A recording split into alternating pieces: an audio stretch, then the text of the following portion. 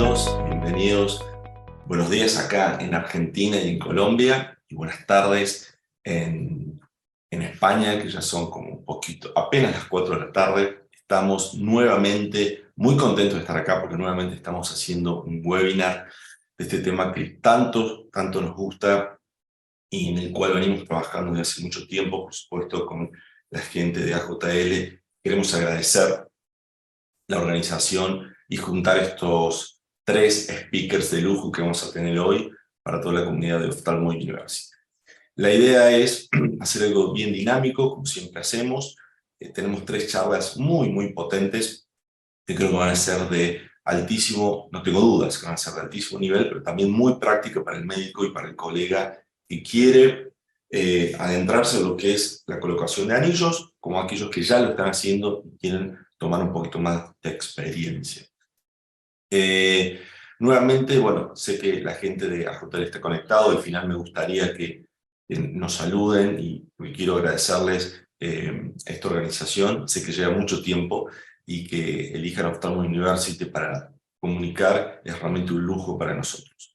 Vamos a comenzar hoy. Tenemos, como le dije, 3 pláticas muy interesantes. Vamos a comenzar primero con el doctor Jorge Velasco de Perú, que él es médico cirujano especialista en córnea y cirugía refractiva, y es el director médico de Médico Ocular allá en Lima, una clínica que tuve el honor de poder conocer, que se las recomiendo, es espectacular.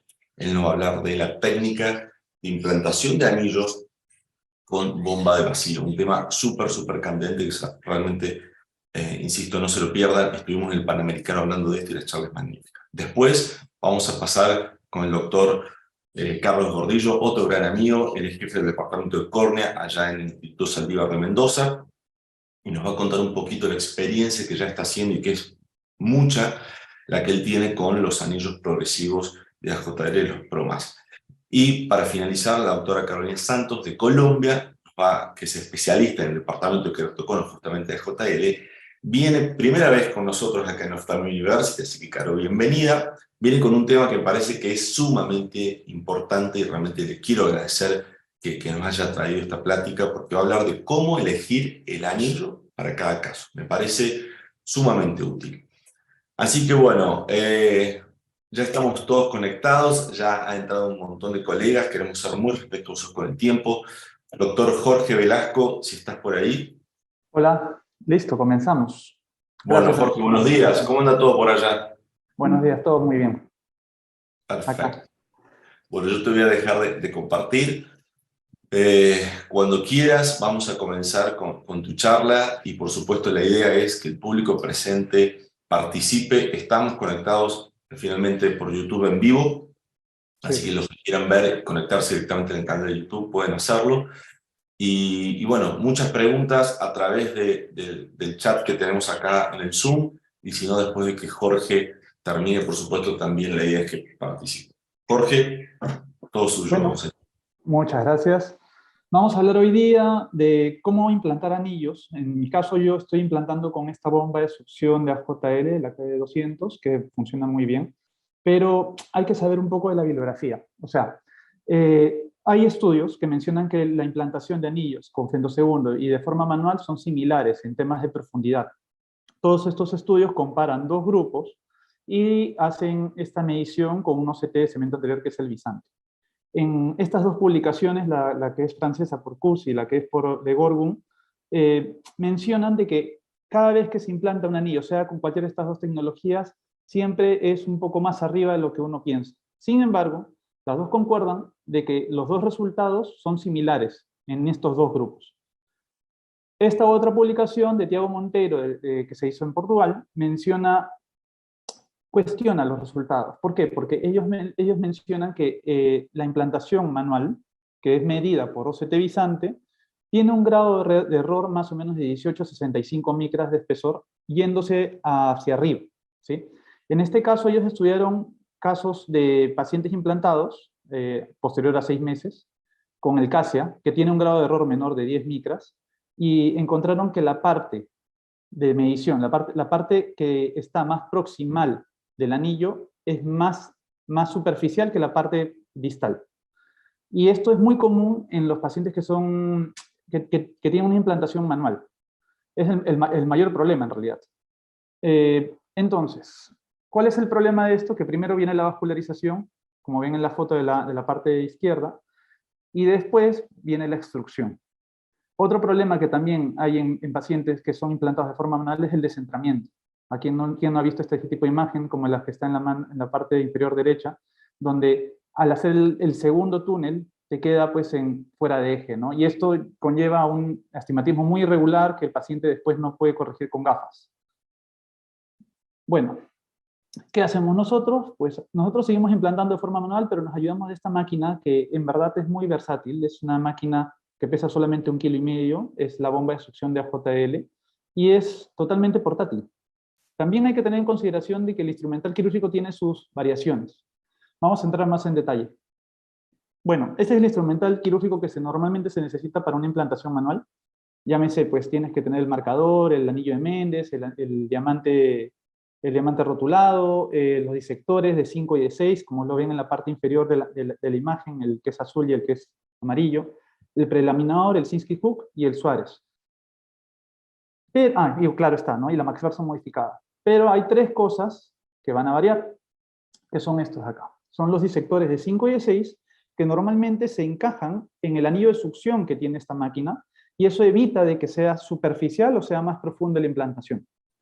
Por otro lado, también está este marcador central, no sé si pueden llegar a ver mi puntero. Este marcador central evita ese descentramiento. O sea, cuando tú pones el anillo de succión en el ojo, y normalmente o sea, ya el paciente pierde visión, porque esto funciona como un microquerátomo. A diferencia de un microquerátomo convencional, donde más o menos se maneja 650 milibares, acá tú tienes 2 opciones, de 450, que es en baja, y de 650. Cuando comienzas en la succión baja, llega la succión y tú puedes saber si coincide la marca que tú pusiste en el centro óptico con este aparatito que es acá, que es el marcador, ¿no? El marcador central. Eso evita los descentramientos al hacer el segundo túnel, que normalmente se usa en los bow tie, ¿no? Bueno, este es un video de una implantación. ¿Sí? Acá nosotros estamos comenzando a hacer la implantación, hacemos el marcado central, como les mencioné, es lo inicial. De ahí ponemos el marcaje al eje más curvo. En este caso, por ahí vamos a hacer la incisión principal. Este es un marcador de 5 milímetros, ese equipo de AJL. Hacemos la profundidad a la que vamos a trabajar es a 80%. Hacemos un solo corte muy, muy vertical. Y de ahí predelaminamos. Ahí comenzamos, por así decirlo, el trabajo más importante, porque si lo haces muy superficial, conlleva al problema que mencioné en la primera diapositiva, ¿no? Bueno, después de esto, hacemos coincidir la marca central con esta guía. Ahí van a ver una flechita, justo estoy haciéndole conseguir, y ahí aprieto succión, ¿no? De 450 es la baja, no necesito llegar a los 650 milibares. En todo momento el ojo está sujetado, o sea que no hay ese error de que yo pueda ponerlo descentrado, ni mucho menos. Por eso te da tanta seguridad este tipo de bomba. Y lo único que hago acá es simplemente meter como un calzador, que es esta espátula que te la tienen todos los equipos de anillos, y ya hago la tunelización. ¿Qué beneficia esto? Que de forma manual, pues esto te evita muchos errores y además pues lo hace bastante rápido y seguro, ¿no?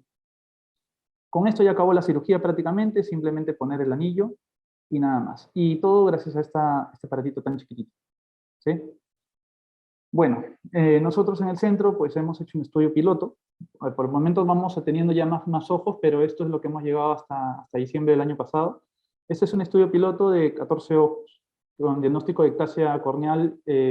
Toda la clasificación que se llevó fue la de Grumich. Se llevó una evaluación clínica y todas las topografías fueron con el Zimmer, con el G4. Se evaluó la agudeza visual sin corrección, agudeza visual con corrección, la refracción subjetiva, la K1 y la K2, o sea, las keratometrías más planas y las más curvas, y el coma, la aberración comática. La planificación de cada anillo fue llevada por el nomograma de fenotipos de Fernández Vega. Solamente se trataron en este estudio los fenotipos de tipo DAC y de tipo Snowman, porque empezamos a implantar solamente anillos asimétricos, que en la siguiente diapositiva voy a mencionar esto. Todo fue realizado por un solo cirujano. y el implante fue con la bomba, con la bomba vacía. El seguimiento fue al pre, al mes y a los 3 meses. Acá pueden ver el video, que en realidad la plantación es muy simple una vez ya realizado la disección, ¿no?, del túnel. ¿Cómo funciona esto de decidir el anillo en este trabajo, ¿no? Acá está la clasificación de Fernández Vega. Ellos dividen en 5 fenotipos. Lo que en realidad nosotros hicimos es dejarlas asimétricas, ¿sí? Para los anillos AJL Pro, solamente las asimétricas, ya que las que son simétricas, por ejemplo, como el nippel, el bow tie, funcionan muy bien con anillos simétricos, ¿no? Entonces, solamente pusimos anillos AJL Pro en estos casos, que son los más retadores. ¿Por qué? Porque en las ectasias tipo DAC o tipo Snowman, el problema de poner un anillo simétrico es que aplana la zona plana. Entonces, el paciente sigue teniendo un astigmatismo irregular y la corrección con gafas es bastante reducida. Es por eso que funcionan tan bien estos anillos. ¿Cómo llegamos a esta conclusión? Pues miren, en la parte inferior, ahí pusimos un trabajo de investigación que es de Camun. Él presentó en el 2021 un nomograma para anillos asimétricos en este tipo de ectasias, en el ESCAR del 2021. El video está grabado y está colgado en la página web de AJL, entonces sería muy bueno que lo vean para entender más cómo funciona. Desde mi punto de vista y por experiencia, funciona muy bien, muy bien en este tipo de ectasias, este tipo de anillos. Los resultados.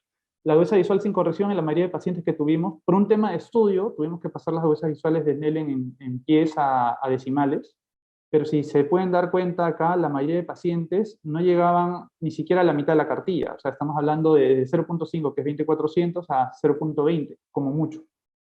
Esto previo a la cirugía. Y posterior a 3 meses, la mayoría de pacientes sin corrección pasaban esa mitad de la cartilla y estaban sumamente satisfechos. Igual, la agudeza visual corregida, a los 3 meses casi llegaban a la unidad. Y menciono esto porque en este tipo de ectasias es muy refractivo el resultado, ¿sí? Aplanas la parte que está ectásica, entonces el paciente sí siente una mejoría, ¿no? También tenemos un resultado bastante favorable en el tema de la aberración cromática. Las aberraciones cromáticas en pacientes que tienen ectasias asimétricas son bastante elevadas, ¿no? Entonces, a los 3 meses se vio que o sea, no llegaban a lo que uno busca exactamente, que es el 0.36, así, pero al bajar, la calidad visual mejora y las líneas de visión posterior a cirugía también mejoran. En la parte inferior vemos qué cambios hubieron en la keratometría más curva. La mayoría de pacientes antes de cirugía manejaban keratometrías entre 47 y 52 en la mayoría de casos, y posterior a ello manejaban ya grados mucho más normales, ¿no? 42 a 49, y bueno, igual también aplanan y funcionan, ¿no? Entonces, como conclusión de esto, podemos decir de que la bomba de succión beneficia mucho en la tunelización y en la profundidad de esta tunelización, ¿no? Y en el centrado del túnel, o sea, te da una seguridad. La planificación es muy importante, es importante tener todos los instrumentos a mano, es por eso que a veces uno tiene que saber qué aditamentos tiene que tener de especial con esta bomba de succión. Los nomogramas actuales son muy predictivos. Los nomogramas de industria son muy predictivos por las ectasias simétricas, ¿sí? Según lo que mencioné por los fenotipos. Pero en las asimétricas se quedan cortos los anillos simétricos. Entonces es importante acá pensar en anillos de progresión, donde la parte más distal es más gruesa o tienen una base distinta, ¿no? Y como hay que recordar que siempre aplanar la zona más curva y no la zona más plana, ¿no? Es importante no sobrecorregir porque esto va a quitarle líneas de visión al paciente. Bueno, yo creo que muchas gracias, Andrés. Ya con esto terminamos la primera charla. Muchas gracias, Jorge. Espectacular, como siempre. Me gustaría hacerte un par de preguntitas y ahí, si el público desea, por supuesto, lo puede hacer a través del chat o las preguntas. Y también abro el juego para los otros speakers si quieren consultar algo. Una de las cosas, Jorge, que siempre hablamos cuando das esta charla, que es buenísima, es que me parece que alguien que dejó de poner anillos porque la técnica manual llevaba a bastantes complicaciones, como vos bien explicaste, se puede sentir muy motivado a volver a colocarlos con la técnica con la bomba de succión, ¿sí? Que nos da muchísima seguridad y nos permite ofrecer un tratamiento, como sabemos que son los anillos, un montón de pacientes que se había dejado de ofrecer este tratamiento. Porque no todo el mundo tiene acceso a un femto, ¿no? Lo hemos hablado millones de veces. Sí, mira, nosotros ponemos, o sea, yo tengo la suerte de poner a veces con femto y a veces manuales. ¿Mm? La verdad que prefiero ponerlo con bomba de succión porque te pasa de que pones y el anillo no tiene el resultado que quieres o quieres cambiar el anillo y es mucho más simple. También nos ha pasado de que queremos hacer una tonilización más profunda, lo sacas, haces el túnel a un costado y vuelves a hacer la disección y no tienes el problema de que normalmente hacías eso con manual porque al girar el disector, pues podías tener errores de descentramiento muy, muy feos, ¿no? Sí, y los planos también van variando. Cuando vos lo haces, tironeas tanto y moves tanto el ojo, torsionas tanto, muchas veces el plano no termina siendo la mayoría de las veces el esperado. Minimiza mucho la Pero bueno, curva de aprendizaje. Esa es la verdad. Minimiza mucho más la curva de aprendizaje y te hace pensar de que no solamente puedes tratar, sino también hacer cambios, retoques en la implantación de anillos. Entonces, vas perdiendo el miedo con esto.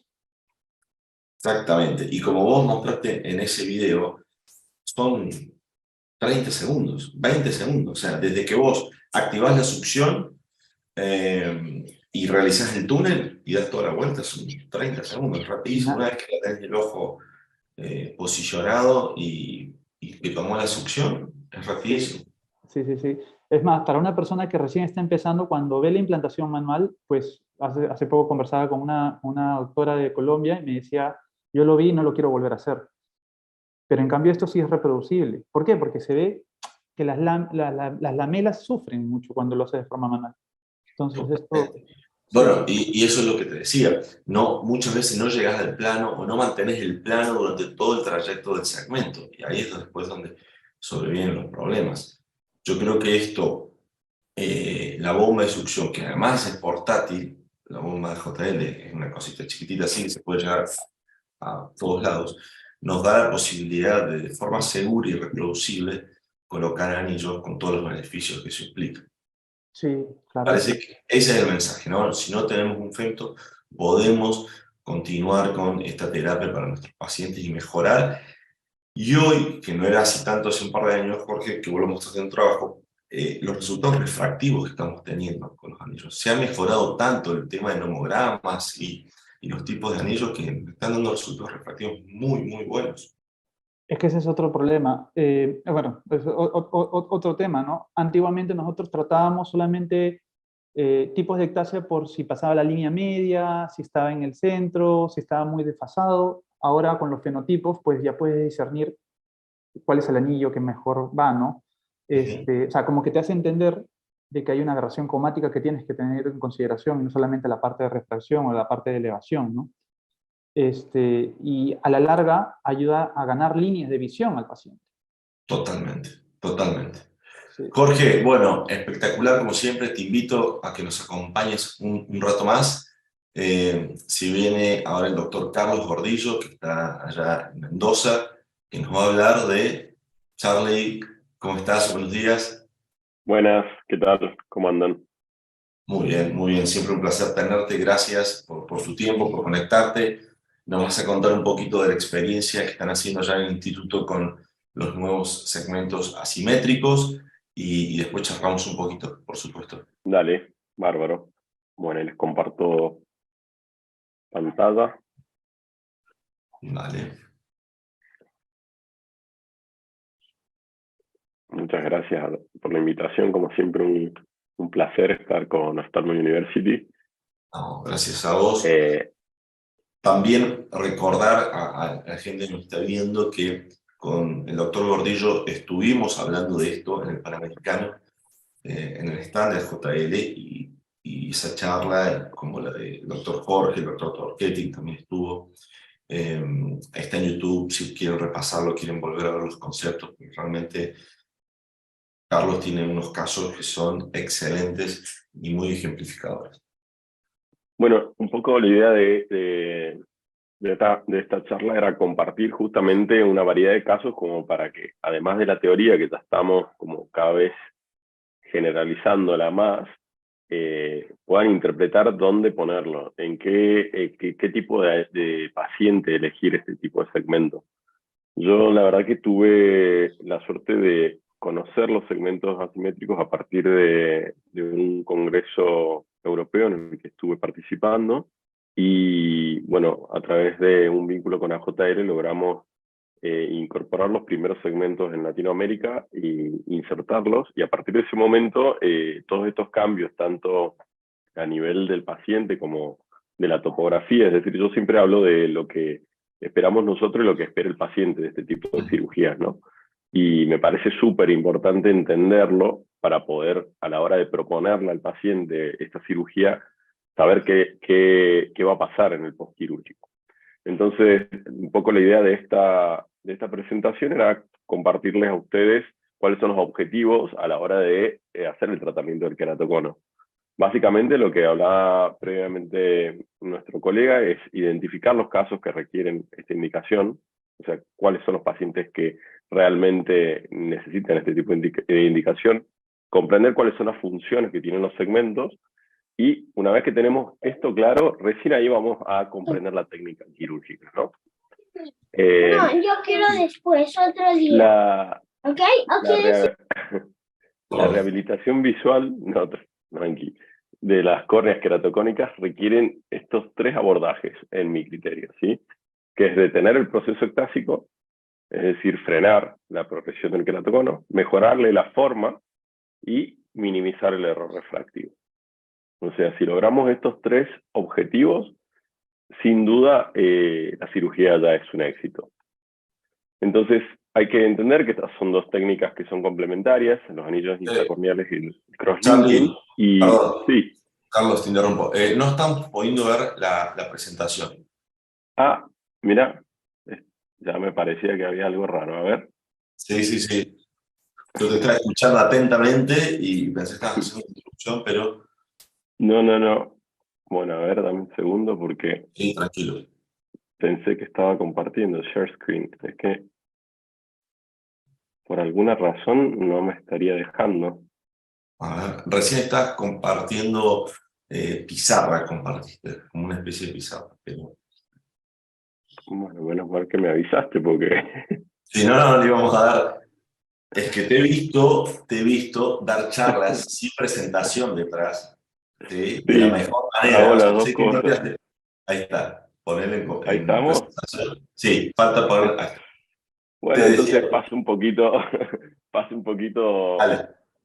ahí un poco lo que les explicaba, para que les queden estos mensajes que están buenos tenerlos, ¿sí? Que son los objetivos, como les decía previamente, y primordialmente esto, ¿sí? Que es lo que yo considero que tenemos que tener siempre en cuenta a la hora de realizar este tipo de cirugía. Y bueno, llegué a hablar hasta esta diapositiva donde hablo de las dos técnicas. Primordialmente hoy, aquí al paciente le hacemos crosslinking al que sabemos que está progresando. ¿Cómo sabemos hoy si está progresando o no? Bueno, hay un montón ya hoy en día de métodos complementarios, además de la parte subjetiva, que nos permiten identificar al paciente que tiene una ectasia progresiva. Y el anillo intracorneal es para ese paciente que no ve bien, a pesar de que le ponemos anteojos. ¿Por qué? Porque tiene una irregularidad en la topografía, ¿sí? Que no permite que, por más que pongamos una corrección, el paciente logre llegar a la agudeza visual que tiene en su potencial visual. Entonces, estas técnicas pueden hacerse simultánea o diferida. Yo, en la gran mayoría de los casos, las hago simultánea, y es lo que elijo hoy en día como gold standard para el tratamiento del queratocono. Entonces, esta rueda a mí me representa mucho qué es lo que necesitamos saber cada vez que vamos a abordar esta terapia. Es decir, cómo seleccionar al paciente, qué parámetros consideramos a la hora de seleccionar al paciente para elegir luego el anillo, las expectativas, lo que les decía antes, del cirujano y del paciente, las medidas de los anillos y el tipo de anillo. El hecho que cada vez sean más customizados hacen que, bueno, un poco lo de las clasificaciones que han ido evolucionando con nosotros, con la tecnología, sea cada vez más claro el resultado, ¿no? Y más reproducible. Estas son todas las clasificaciones. Un poco yo siempre me centro en la de Fernández Vega también, porque creo que han logrado junto con el doctor Alfonso identificar muy claramente cuáles son los tipos de fenotipos de queratocono que hacen que hoy en día la selección del segmento vaya sí o sí alineada a esto, ¿sí? Entonces, yo he probado todos los segmentos, simétricos, asimétricos, de 5, de 6, de base asimétrica, de altura, y este de AJL que tiene ambas características. En realidad, cuando empezás a entender la topografía, te das cuenta que no hay otra solución. O sea, no elegirlos en este tipo de casos de conos paracentrales asimétricos e irregulares ya directamente no entra en cuestionamiento, ¿sí? ¿Por qué? Porque el paciente lo nota mucho. Independientemente de cuánto le quede de miopía o astigmatismo, el paciente nota mucho la calidad visual, por lo que se reduce justamente la aberración cromática y no solo el cilindro o no solo la mejoría en las queratometrías. Básicamente yo me he dejado de fijar mucho en las queratometrías porque cuando el paciente mejora la calidad visual a partir del implante del segmento lo que me pasó primordialmente con este segmento es que lo notan muy rápido. O sea, no hay que esperar tanto tiempo para que el paciente empiece a notarlo. Bueno, esto me gusta mostrarlo siempre. Estos son los tipos de segmentos según la clasificación que considero según los materiales. Y estos son los que hay hoy en día disponibles para todos, ¿sí? Entonces tenemos simétricos y asimétricos. Y lo que nos propone hoy AJL es este de doble asimetría. Que bueno, como les decía previamente, creo que ha sido un gran acierto la fabricación de este segmento y, bueno, básicamente hoy creo que a la hora de abordar estas cirugías tenemos que tener claro estos 7 puntos, ¿sí? Elegimos el paciente, interpretamos la topografía, observamos cuáles son los ejes. Siempre que yo enseño esto me dicen qué difícil, no lo voy a aprender nunca. Es simple, el eje topográfico, el eje cromático y el eje refractivo, son 3. Ahí podemos, una vez que vimos los ejes, seleccionar el segmento, hacer el plan quirúrgico y bueno, conocer la técnica y finalmente en dónde colocar el segmento. Entonces vamos con algunos casitos. Este caso, como ven, paciente con un queratocono bilateral, como ven, tiene una agudeza visual corregida, mejor corregida, que no condice con su potencial visual. O sea, este paciente podría estar viendo mucho mejor. Un astigmatismo muy elevado en los 2 ojos, y observamos la topografía. ¿Sí? En la topografía se ve la irregularidad y la asimetría, un cono paracentral inferior en ambos ojos. ¿Sí? Muchas veces cuando vemos estos conos que son como iguales de un ojo y del otro, uno empieza a decir, bueno, ¿desde cuándo que lo tiene? Bueno, este paciente tenía progresión y se podía observar en la cara posterior de la córnea una elevación altísima.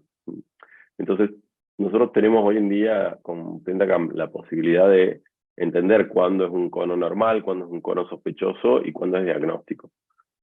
Yo tengo ya más de 50 casos de pacientes colocados con estos segmentos y la verdad que el resultado en todos ha sido maravilloso. Como les digo, cuando vos entendés que el paciente mejora su calidad visual de inmediato, por más que después vaya a haber fluctuación en los primeros 3 meses, que es lo que habitualmente sucede con esta técnica, luego es muy difícil dejar de ofrecerlo. Entonces, todas estas herramientas nos ayudan a ver que es un paciente con un cono progresivo, tenemos ya las clasificaciones que conocemos muy bien, según el estadiaje del queratocono. Para mí es trascendental entender que no son para todos, es decir, que tiene que tener una paquimetría óptima para poder implantarlo, y que tiene que tener una queratometría que nos permita reducir la altura y así luego poder mejorar la agudeza visual. Entonces, vamos a ver, este es el eje topográfico que les comentaba. Como ven ahí, marco el 113 en la topografía y lo dibujo estando en el quirófano. Luego veo el refractivo, también lo hago, lo dibujo, y el cromático. Como ven acá, son 3 ejes diferentes, tienen más de 30 grados de diferencia. Yo al principio esperaba tener esta diferencia tan grande, después empecé a implantarlo en casos con menor diferencia, 30 grados, entre un eje y el otro, y a elegirlo. ¿Cómo elijo? ¿Dónde colocarlo? Bueno, empieza un poco, la verdad que intuitivamente, y después empecé a entender que utilizando el eje comático intermedio con el topográfico es lo que mejor resultados me ha dado. Acá ven la técnica, utilizando un medio túnel. Ahí yo utilizo el femtosegundo.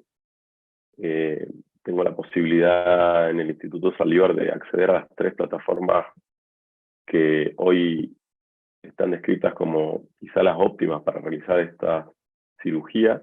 La verdad que cuando entendés el diámetro del túnel, la profundidad, que también voy al 80%, es una técnica muy reproducible. Te permite insertar el segmento con mucha facilidad. Como ven acá, lo hago bilateral la cirugía y nunca he tenido inconvenientes. Por supuesto que todo esto contempla tener claro lo que les decía previo, ¿no? O sea, en qué tipo de paciente hacerlo. Ahí, como ven, le hago el crosslinking simultáneo a estos segmentos y a estos pacientes con los segmentos, y la verdad que de inmediato se ven los resultados y la estabilidad. Ahí pueden ver un postquirúrgico, la colocación es indispensable tener clara el centrado, ¿sí? El centrado respecto a la pupila, y la profundidad trascendental, ¿sí?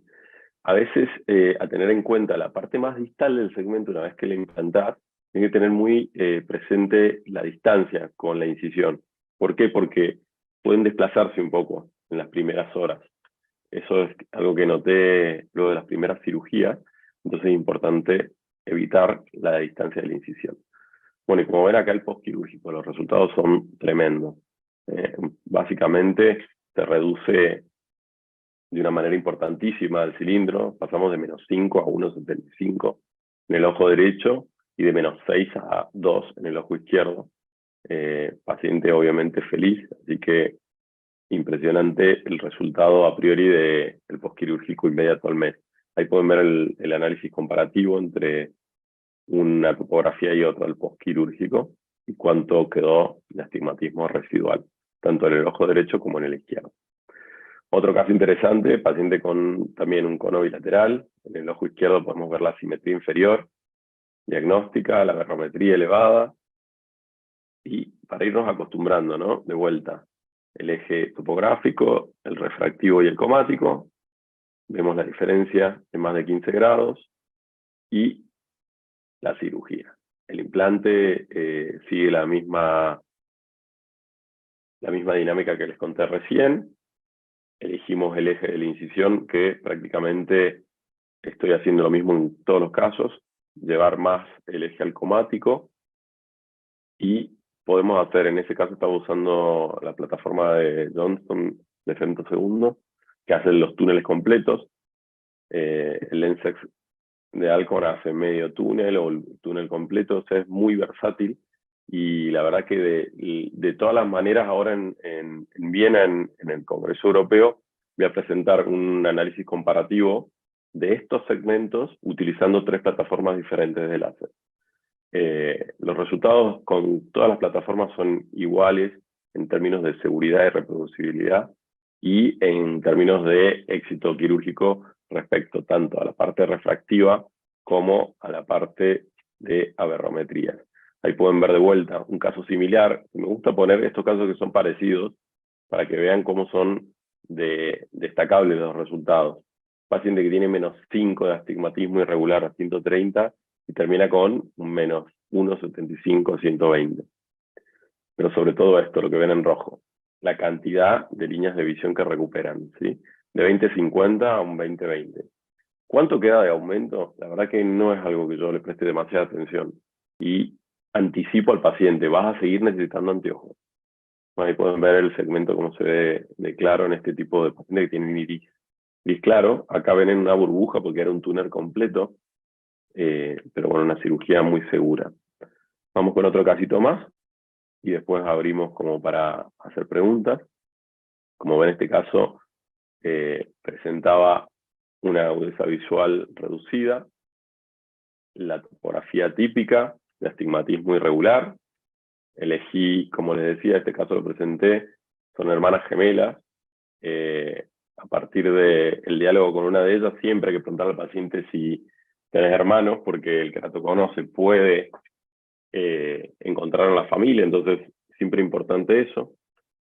Le hicimos crosslinking a una de las chicas en su ojo izquierdo y a otra le hice el implante de este segmento. ¿Sí? Como ven, esta foto es a las 24 horas, tiene la pupila todavía dilatada, con cicloplegia, pero pueden ver cómo se encuentra un ojo tranquilo. Ustedes saben que cuando hacemos una foto de un paciente que presenta dolor, es difícil, no lográs poner en foco, y pueden ver acá que no solo no presenta dolor, sino que estando con pupila dilatada te permite tomar una imagen clara y sólida de la posición del segmento. Prestenle atención a esto, sí, que es la distancia entre el centro de la pupila, el segmento y la periferia. Yo no tengo todavía experiencia de estos segmentos de 5 milímetros. Estoy dialogando mucho con colegas que sí lo tienen, a la experiencia, pero bueno, realmente a mí hoy me resulta mucho más práctico este tipo de segmentos de 6 milímetros que el de 5, a pesar de que sabemos que la mayor aberración óptica se encuentra en la zona óptica de 5. Bueno, ahí ven el postquirúrgico, también resultados increíbles. Esto es al mes, ya ven con la pupila chiquita ahí, y la posición donde se encuentra, acá está la incisión, y cómo quedó, ¿sí? Cómo bajó el astigmatismo de una manera sustancial, y sobre todo cuánto ve de vuelta, ¿no? Bueno, tengo un caso más, no sé si estamos bien de tiempo como para mostrarlo. Este es un caso que me desconcertó un poquito al principio. Cuando lo miran de costado decís, ¿qué hago? Bueno, yo lo puse así, di vuelta a la topografía para poder calcularlo, y me imaginé dónde iría el segmento. ¿Sí? Entonces, tenemos claro que lo que buscamos es regularizar la córnea. Acá pueden ver el pre y postquirúrgico, se ve cómo queda un moño mucho más simétrico, y los resultados, ahí lo que van a ver acá son los que presenté en el Congreso Mundial de Córnea, donde fue la primera serie que se describió de estos segmentos. Fueron 20 anillos, donde se ve que, bueno, los resultados son realmente increíbles en términos de cantidad y calidad visual. Ahora, como les decía, en el Congreso Europeo voy a presentar una serie mucho más amplia de más de 40 casos, y comparando en términos de seguridad las distintas plataformas, las potenciales complicaciones que pueden aparecer, pero bueno, las complicaciones se reducen prácticamente a cero cuando elegís bien el caso y elegís bien el paciente. Y bueno, como para cerrar, la conclusión es que para mí es trascendental comprender la topografía, identificar los patrones topográficos y entender que los casos son customizados. Y estos segmentos de doble asimetría nos muestran que es hoy una de las terapias más apropiadas para customizar el tratamiento del queratocono. Así que bueno, los dejo con esta diapositiva de final. Muchas gracias. Gracias, Carlos. Espectacular, como siempre, muy didáctico, excelentes los casos. Y bueno, varias consultas y preguntas que creo que pueden ser importantes. Quiero empezar con uno de nuestros colegas acá del panel que nos pregunta sobre tu experiencia en la elección del eje de implantación, ya que mencionaste que usas el punto intermedio entre el eje comático y topográfico. O Sí. te inclinas a elegir el eje comático dependiendo de la coincidencia de los ejes. Eso es un poquito lo que nos pregunta Nicolás ahí en el chat. Básicamente, y lo primero antes de ir a implantar, tenés que estar como cirujano muy interiorizado con la refracción del paciente. O sea, lo tenés que hacer vos, no lo puede hacer un técnico, no lo puede hacer otra persona. ¿Por qué? Porque girás 10 grados más el eje cuando refraccionás un paciente con queratocono y encontrás que es lo mejor, ese es probablemente el eje que te va a guiar luego a la hora de implantarlo. Cuando son ejes muy diferentes, sí, mi tendencia es tratar de ir más al eje comático, y termina siendo como un valor intermedio, ¿sí? Entre el topográfico, que es el eje más curvo, el que aparece en la topografía, y el comático. Hoy, a mí ese es el mejor resultado que tengo. Y no me pasaba hace mucho tiempo, he implantado un montón, que el paciente llegue al mes y me diga, no puedo creer lo que estoy viendo, o sea, estoy viendo HD.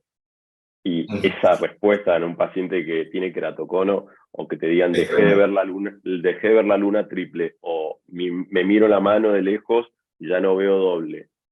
bueno, las sombras, ¿sí? Ustedes también la parte objetiva, porque yo les mostré resultados objetivos, pero la parte subjetiva de lo que nos cuenta el paciente es algo que es trascendental, nunca hay que dejar de escucharlo. Así como cuando no les gusta, también hay que escucharlo, ¿no? Porque son técnicas que, obviamente, a medida que, yo siempre digo, hay profesionales que han hecho historia con esto, ¿sí? O sea, que empezaron a describirlo, que colocaron, colegas nuestros que colocaban siempre 2 segmentos, que hoy para mí no tiene ninguna lógica en casos que son topografías asimétricas, pero bueno, todos hemos ido aprendiendo, ¿no? Y hoy en día yo creo que ya está todo dicho respecto a el tratamiento del queratocono, cómo hacerlo. Está todo escrito, está, bueno, siempre en Ophthalmo University creo que es una de las plataformas que más se comparte conocimiento y está todo subido, o sea que cualquiera que quiera entender cómo hacerlo, desde estos videos que pusimos recién creo que desde la pandemia venimos conversando y colgando videos de cómo hacer la técnica, es como cada vez más claro, ¿no? El que quiere hacerlo bien tiene hoy herramientas y nosotros estamos todos siempre a disposición. Yo recibo mensajes de un montón de colegas preguntándome ¿te parece bien este cálculo? Y bueno, nada, uno siempre está dispuesto porque la verdad que creo que es la mejor medicina, ¿no? Además, estamos todos a un clic de distancia hoy en día, gracias a Dios, y es fácil comunicarnos. Bueno, un par de preguntitas.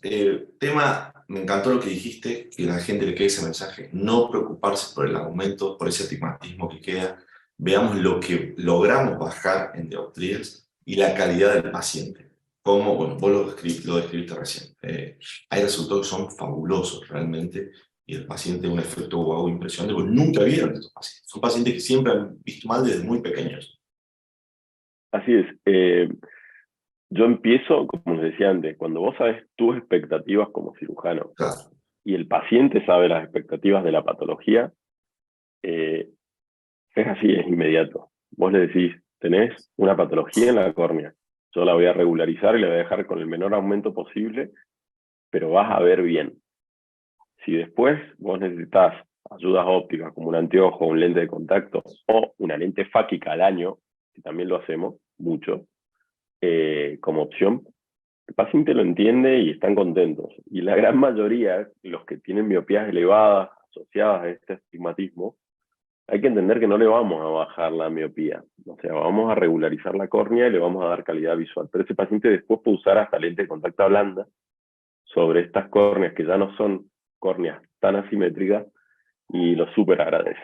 Y bueno, y si después al año ya, entendiendo que ya no tienen la patología activa y son córneas regulares, quieren dejar usar anteojos, bueno, existen hoy técnicas complementarias que nosotros usamos muchísimo. Bien.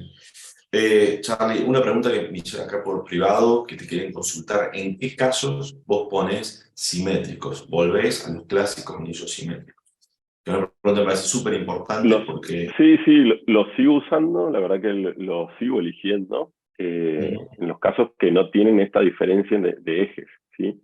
Los casos que tienen, por ejemplo, como para decirte, porque no puse ninguno acá, una simetría inferior, estilo, por decirle, pelúcida, no necesitas poner, ya directamente cuando vos trazás los 3 ejes y están los 3 en el mismo lugar, es porque no hay una simetría irregular en ese tipo de conos. Entonces, ahí, si vos pones un asimétrico ahí, probablemente el resultado sea al revés, no sea tan bueno como con un simétrico.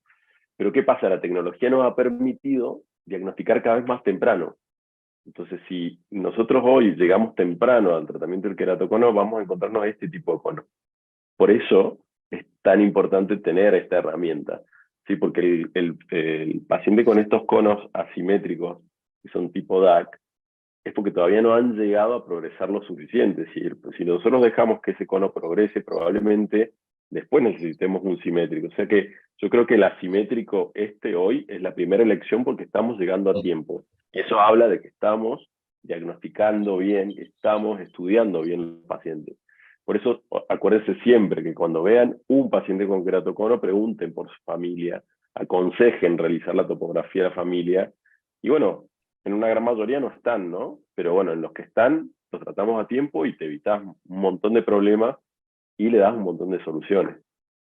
Bien. La última, Carlos, y te libero, con respecto a la diferencia entre 5 y 6 milímetros, marcaste algo muy interesante, que si bien quizás la corrección a nivel de las irregularidades es menor, vamos a ganar por otro lado menos efectos nocturnos, menos molestias, ya que nos alejamos un poquito de esa pupila. O sea que ahí tenemos un poco una compensación, y sobre todo en los DAC a 6 milímetros podemos trabajar muy bien. ¿Qué te parece? Sí, a ver, el glare es algo que es una de las quejas más grandes del paciente que tiene queratocono. O sea, cuando yo les muestro videos tenemos simulaciones de cómo ven el paciente con queratocono a la noche, es impresionante porque te dicen, sí, así veo yo, no puedo manejar, esos son los semáforos lo que me molestan, no quiero tenerlo más. Entonces, yo elijo los 6 milímetros porque tengo muy claro cuál es el postquirúrgico que quiero darle al paciente. Los 5 milímetros los dejamos para pacientes que tienen trasplante de córnea previo y que necesitamos regularizar por ahí un astigmatismo residual que quedó, pero no en otros casos. Hasta ahora siempre he optado por los 6 milímetros porque me resulta realmente muy práctico. Ahora el doctor Camunen tiene una experiencia enorme y él me está mostrando un montón de casos que colocan 5 milímetros con resultados maravillosos también. Pero bueno, tiene mucho que ver el tema del diámetro pupilar, ¿no? O sea, hay que entender que el tratamiento de queratocono es customizado y esta variedad de segmentos que tenemos hoy en el mercado nos permiten customizarlo. Pero bueno, yo básicamente, como para cerrar, dos conceptos primordiales. Entender esto que estamos hablando es básico y que el paciente lo entienda. Si se crea esa sinergia es éxito asegurado, ¿sí? Porque los segmentos funcionan maravillosamente y son seguros. Por eso es muy importante el tiempo con nuestro paciente y hablar, comunicar, explicarle y manejar las expectativas. Charlie, querido... El paciente tiene que saber lo mismo que nosotros. Sí. Yo siempre digo, o sea, mientras más entiendas,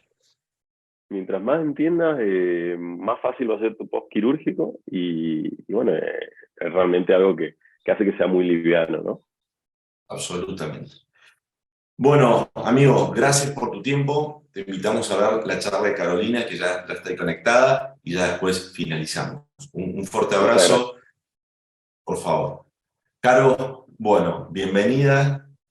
Un placer tenerte acá en la University. Muchas gracias por tu tiempo.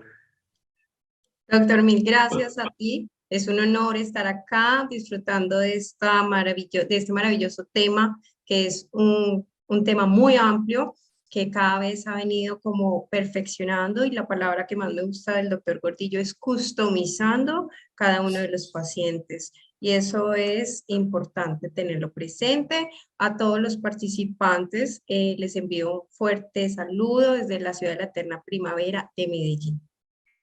Qué lindo Medellín. Bueno, Caro, cuando quieras empezamos a compartir tu pantalla. Me parece que este tema es, pero brutal, es tremendo. Ya vimos la técnica quirúrgica, ya repasamos con Charlie selección de pacientes, cómo más o menos ir pensando el mindset para elegir un anillo, y vimos casos clínicos, y acá nos vas a explicar básicamente los puntos claves para que el cirujano ya se empiece a animar y empiece a entender cómo hacer la selección de los anillos. Así que cuando quieras, Caro, te doy la palabra a vos y empezamos. Gracias, doctor. Mi presentación ya se está viendo, el volumen está adecuado, ¿todo está bien? Todo perfecto, todo perfecto. Bueno, como lo acabé de mencionar y todos lo sabemos, el queratocono se ha convertido en una patología que no solamente basta con detener la progresión o disminuir la refracción del paciente. Los pacientes cada vez buscan mejorar su calidad visual. En esta última intervención vamos a presentarles, a contarles cómo determinar el anillo más preciso. En AJL hemos desarrollado un departamento de queratocono soportado por un grupo de expertos con el más alto nivel en optometría a su servicio. Siempre estamos prestos a asesorarlos y a ayudarlos a tener un punto de partida en la customización de cada uno de los casos. Al correo queratoconus@ajlca.com pueden compartirnos sus casos, sus inquietudes, y daremos una respuesta en el más corto tiempo. Revisemos la ficha técnica del anillo doblemente asimétrico AJL Pro+.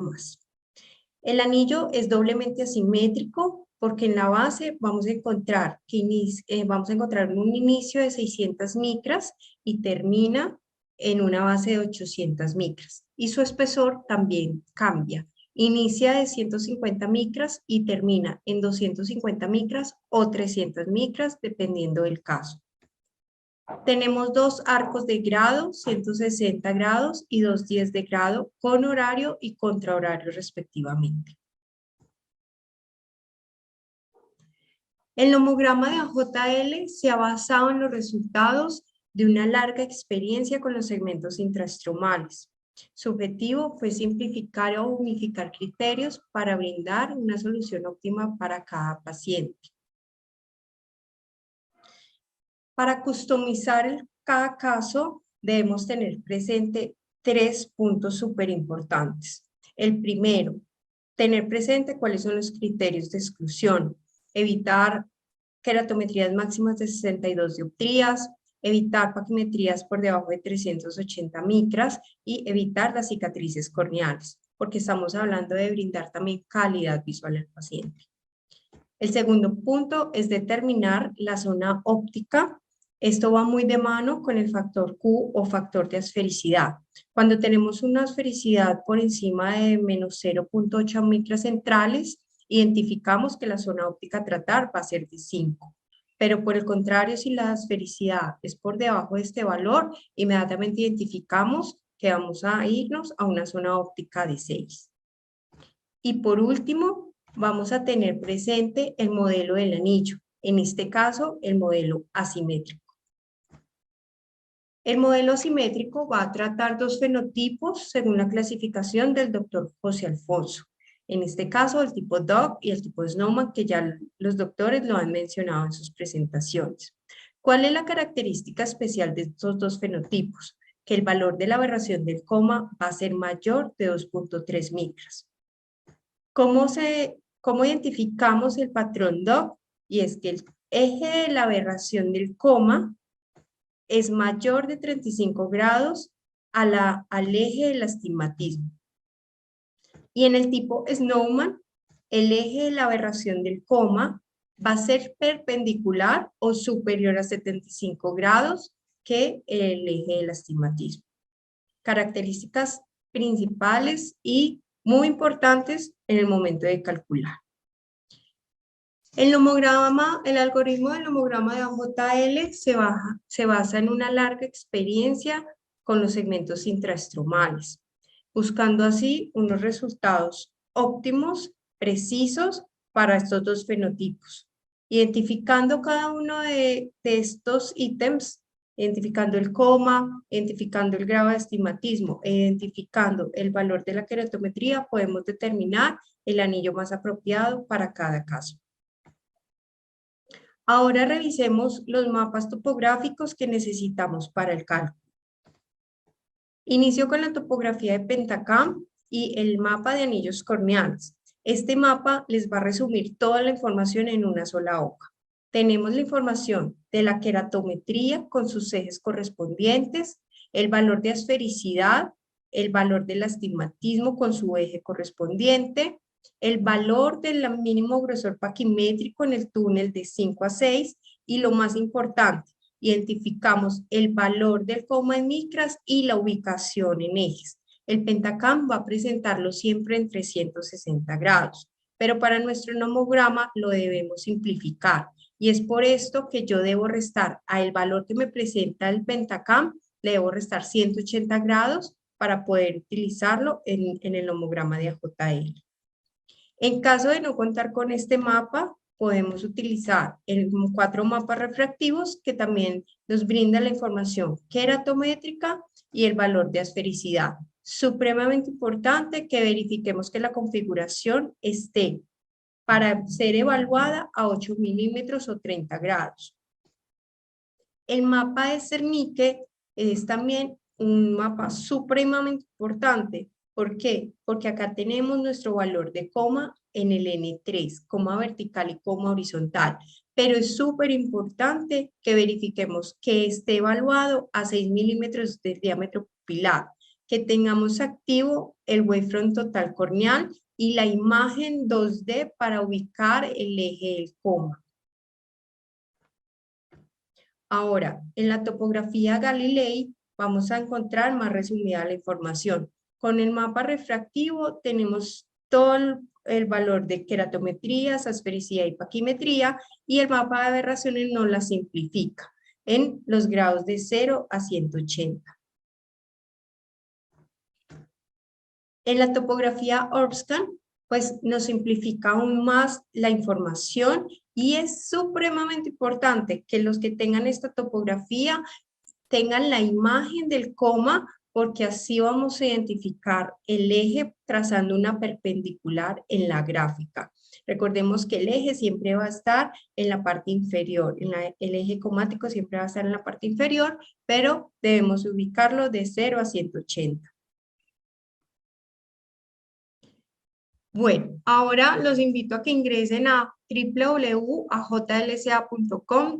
El doctor Benetti si me ayuda a copiar el online, el HTTPS para que ingresen directamente al nomograma para que se puedan registrar en línea con nosotros. Vamos a crear un usuario y una contraseña para poder ingresar. Una vez estemos en el nomograma, él les va a pedir llenar 6 puntos súper importantes. Como ven, acá arriba identificamos que el nomograma, si es para Intacs o si es para Ferrara. AJL Pro Plus está diseñado bajo el formato de Ferrara, entonces nos vamos a ir por el nomograma de Ferrara. Una vez estemos adentro, ya les va a pedir la información de su paciente, ojo a operar, y aceptamos las licencias. ¿Qué datos nos pide el nomograma? El nomograma nos va a pedir 4 puntos supremamente importantes. Queratometrías con sus ejes correspondientes. Perdón.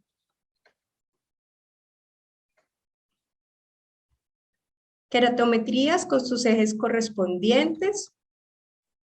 El valor del coma en micras y el eje del coma evaluado en 0, 180 grados. Siempre verificar que ese valor esté dado en 6 milímetros de zona de diámetro. Vamos a tomar el valor de la paquimetría en el área a tratar y vamos a tener el valor de la esfericidad.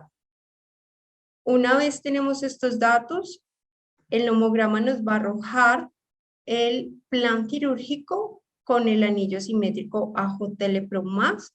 Vamos a tener la información del segmento, grados de arco y las micras y la referencia. Si es con horario, contrahorario, la imagen que los va a guiar en cirugía, la información de la técnica manual y la información de la técnica femtosegundo con la incisión que vamos a hacer en cirugía. Este es el plan quirúrgico que sugerimos siempre que lo lleven al quirófano, primero para verificar que el segmento que tengan en cirugía sea el segmento que calcularon, que tienen a la mano los grados de incisión, la profundidad y la imagen a la cual deben dejar los 2 segmentos. Bueno, esto era lo que tenía para presentarles. Antes de cerrar mi charla, quiero invitarlos al curso que vamos a tener de queratocono de mano con el Instituto Barraquer en mayo 25. Vamos a tener web labs y teoría en el cuadro del Congreso de Eurocórnea. También los invitamos para que nos acompañen en esas charlas tan importantes con la EndoK y el NeoRing. Muchas gracias y cualquier atención estamos en queratoconus@ajlsa.com. Muchas gracias. Muchas gracias, Carolina. La verdad es que muy práctico, muy didáctico. Te agradezco muchísimo. Yo ahí puse el link para que todos los que están presentes puedan, ahí en el chat, puedan entrar y directamente, bueno, hacer todo el planeamiento. Caro, un par de preguntas. ¿Tenemos alguna forma de si el colega tiene alguna duda o no le queda claro el nomograma que le saca la página web, puede contactarse contigo, con alguien del equipo. ¿Qué nos aconsejas en esos casos? Claro, nos pueden contactar a través del correo electrónico o a través de nuestros distribuidores para Latinoamérica, acá en Colombia directamente conmigo, o también podemos compartirles mi número de celular en el chat para que estén conectados en directo. Perfecto, perfecto. Bueno, si después tú quieres ahí pasarlo en el chat para que cualquiera de los colegas te contacte. Pero como pudieron ver, no sé si puedes dejar de compartir pantalla, Caro, así entramos todos en mosaico. Ahí está, gracias. Pero como pueden ver, es relativamente simple una vez que entramos ya en la dinámica de planear y nuestra cabeza empieza ya a darse cuenta de cómo más o menos vamos a ir calculando, se hace mucho más simple y llevadero, pero así todo está la gente de JL para darles todo el soporte que necesitan. Bueno, Caro, ¿algún otro comentario? Jorge, Charlie, que los veo conectados. Algo como para ir cerrando ya, estamos cumpliendo la hora como prometimos. Yo sí, básicamente un poco reiterar lo que dije antes. La comunicación en la primera etapa de implante de segmento es trascendental y hay un montón de colegas que están dispuestos a estar presentes, ¿no? Y creo que acá hemos visto todas las posibilidades que existen, tanto de lo técnico, de lo quirúrgico, como de la interpretación de la topografía. Y es de a poco. O sea, si empezás a hacerlo y pretendés en un día entender todo lo que hemos visto hoy, es muy complejo, ¿no? Carolina mostró, creo que, detalles muy técnicos de lo que es la parte óptica, y entender todo eso lleva tiempo, pero no quiere decir que si no lo entendés no puedas empezar a abordar el paciente con queratocono, al contrario, sino que es paso a paso, ¿no? Ya sabes en dónde indicarlo, primer paso, cómo interpretar la topografía, segundo caso, cómo empezar a entender la parte óptica, tercero, bueno, y ahí ya vamos a lo técnico quirúrgico, ¿no? Totalmente, de a poco. Queda una pregunta acá que me gustaría, Charlie, a ver qué opinás, o Caro. ¿A partir de qué keratometrías piensan en la colocación de anillos? Yo creo que tenemos que pensar más en la keratometría superior, como dijo Caro, más que a partir de cuál, ¿no? Pensaría que más que en el valor keratométrico, solamente un valor, son múltiples factores. Es ideal identificar en qué nivel, en qué grado de queratocono está el paciente, cómo está su agudeza visual, y ideal en keratometrías mayores de 47 dioptrías. Es lo que hemos recibido en todos los casos que apoyamos en el cálculo. A veces con keratometrías menores realmente la aberración no es alta. Acordémonos que es súper importante para los anillos asimétricos tener una aberración comática alta, porque ese es nuestro fin, ese es nuestro objetivo, bajar el coma para mejorar la agudeza visual del paciente, para brindar calidad visual. Yo ahí no coincido tanto, porque sí tengo casos que tienen keratometrías por debajo de 47 o 46, pero hay una asimetría superior a 7 dioptrías entre la parte superior e inferior o en la zona óptica. Yo no me fijaría tanto en determinar que sea 47, sino que exista una diferencia entre una keratometría máxima y mínima, ¿no? De hecho, uno de los casos que yo mostré, que tenía 5 dioptrías de astigmatismo, básicamente era plano, un paciente que no tenía miopía asociada, sino solamente la irregularidad, y tiene 45, creo que es la keratometría máxima. No me fijo tanto en eso, sí el límite es superior. Poner segmentos en pacientes que tienen más de 57 es muy complejo reducirlo. Lo tendría más en cuenta para arriba que para abajo. Porque si vos tenés pocas keratometrías, pero hay irregularidad, el segmento es una indicación. Bien, excelente. Tener en cuenta eso, ¿no? Que también keratometrías, como dice Charlie, decíamos, muy altas nos contraindica, ¿no? el segmento por la tasa de éxito.